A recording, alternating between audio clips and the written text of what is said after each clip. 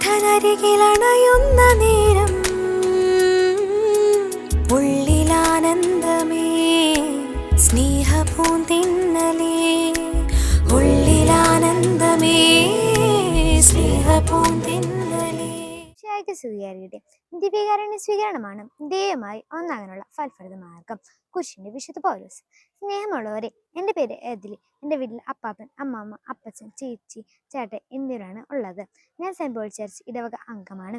ഈ വരുന്ന മെയ്യന്നത് എൻ്റെയും എൻ്റെ കൂട്ടുകാരുടെയും ആഘോഷമായ ആദ്യ കുർബാന ഏറ്റവും നന്നായി ഒരുങ്ങി ഈശോയെ ഹൃദയത്തെ സ്വീകരിക്കുവാനും ഈശോയോട് കൂടി ഇനി ആയിരിക്കുവാനും വേണ്ടി ഞങ്ങൾക്ക് വേണ്ടി എല്ലാവരും പ്രാർത്ഥിക്കണമേ.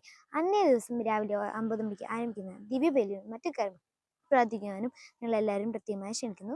കാരുണ്യ ഈശോയെ, ഞാനെന്നും നിന്റെ സ്വന്തമാണ് ട്ടോ. എന്നെ വിട്ട് നീ എങ്ങും പോകല്ലേ.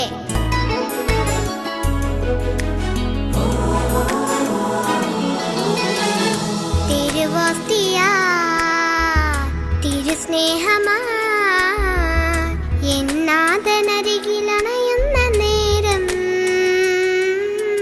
ഉള്ളിലാനന്ദമേ സ്നേഹപൂന്തിന്നലേ ഉള്ളിലാനന്ദമേ സ്നേഹപൂന്തിന്നലേ.